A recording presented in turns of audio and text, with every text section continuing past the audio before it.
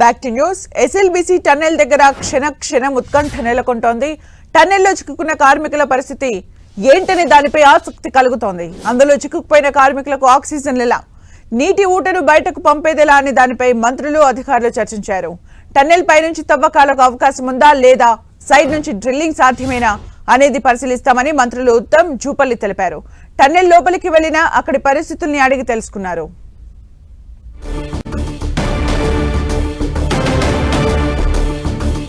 కార్మికుల ప్రాణాల్ని రక్షిస్తామంటున్న మంత్రి ఉత్తమ్ కుమార్ తో మా ప్రతినిధి Raghavendra face to face. SLBC సొరంగంలోకి మంత్రి ఉత్తమ్ కుమార్ రెడ్డి ఇక్కడ రావడం జరిగింది. ఇక్కడ జరిగినటువంటి ఘటనపై పరిశీలించడం జరిగింది. అధికారులతో కూడా సమీక్ష సమావేశం ఏర్పాటు చేసింది. సార్ చెప్పండి, ఈ ఘటన గల ప్రధాన కారణాలు ఏంటి? ఇది చాలా దురదృష్టకరం, చాలా బాధాకరం. ఇది ఎస్ఎల్బీసీ టన్నల్, 44 కిలోమీటర్ల టన్నల్. ఇది దీంట్లో సుమారు 34-35 కిలోమీటర్లు టన్నల్ పనులు పూర్తయినాయి. ఈ టన్నల్ పనులు జరుగుతున్నప్పుడు సైడ్ నుంచి కొంత వాటర్ లీకేజ్ ఇది జరగడం చాలా సందర్భాల్లో జరిగింది. అండ్ అది డీవాటరింగ్ చేసుకుంటూ టన్నల్ బోరింగ్ మిషన్ ముందుకు పోతూ ఉంటుంది.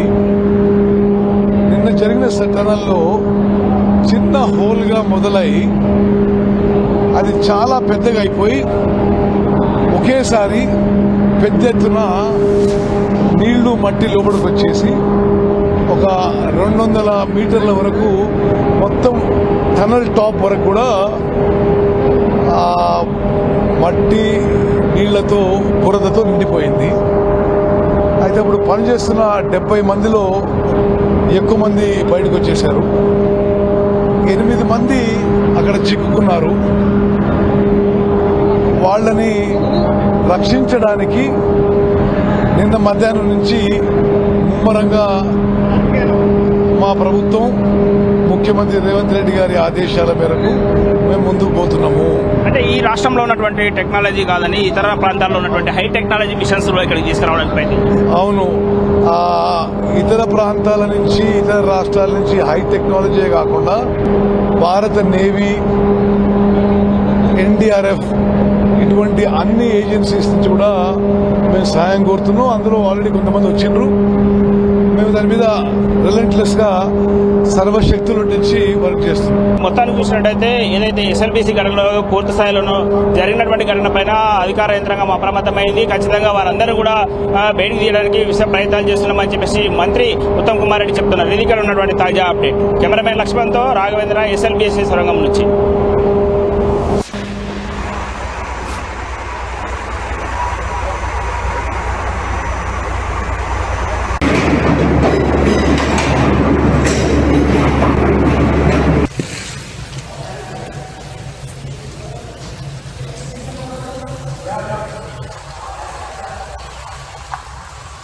టన్నెల్లో చిక్కుకున్న 8 మంది ప్రాణాల్ని రక్షించేందుకు ఆర్మీని రంగంలోకి దించామంటున్న మంత్రి జూపల్లితో మా ప్రతినిధి రాఘవేంద్ర ఫేస్ టు ఫేస్. సంఘటన స్థలానికి మంత్రులు ఇప్పుడే చేరుకున్నారు. ప్రస్తుతం జూపల్లి కృష్ణారావు, ఉత్తమ్ కుమార్ రెడ్డి ఇద్దరు కూడా చేరుకున్నారు. ప్రస్తుతానికి మనం మాట్లాడదాం. సార్ చెప్పండి, సహాయక చర్యలు ఏ విధంగా చేపట్టారు? సహాయక చర్యలు దాదాపు 25 గంటలు గడుస్తుంది కదా, దీని పట్ల ఎట్లా స్పందిస్తారు? మీరే గమనిస్తున్నారు, మీరే చూస్తున్నారు కదా, సహాయ చర్యలు మీరే చూస్తున్నారు కదా, అవన్నీ ఉన్నది. ఇతర రాష్ట్రాల నుంచి ఆర్మీని దింపడం జరిగింది, డిఫెన్స్ వాళ్ళను, ఆర్మీని. తర్వాత ఇక్కడ డీవాటరింగ్, తర్వాత బురదను తీసివేయడం కావచ్చు, అవన్నీ కూడా పనులు కొనసాగుతాయి. ఇది మొత్తానికైతే అక్కడ ఏదైతే అధికారులతో రివ్యూ కూడా జరపడం జరిగింది. అయితే ఇప్పుడు సంఘటన స్థలానికి చేరుకొని ప్రమాదం గల కారణాలు ఏంటనే దానిపైన కూడా ఇక్కడ ఉన్నటువంటి అధికారులను అడిగి తెలుసుకోవడం జరిగింది. అయితే ఇతర రాష్ట్రాలకు సంబంధించిన వారిని కూడా ఇక్కడికి సహాయక చర్యల కింద రప్పించడం జరుగుతుంది. దాదాపు ఈ రోజు పూర్తి స్థాయిలోనూ 8 మందిని కూడా వెలికి తీసేటువంటి ప్రయత్నానికి ఏర్పాట్లు చేస్తున్నామని చెప్పేసి మంత్రి జూపల్లి కృష్ణారావు చెప్తున్నారు. ఇది ఇక్కడ ఉన్నటువంటి తాజా అప్డేట్. కెమెరామెన్ లక్ష్మణ్తో రాఘవేంద్ర, ఎస్ఎల్బీఎస్ నుంచి.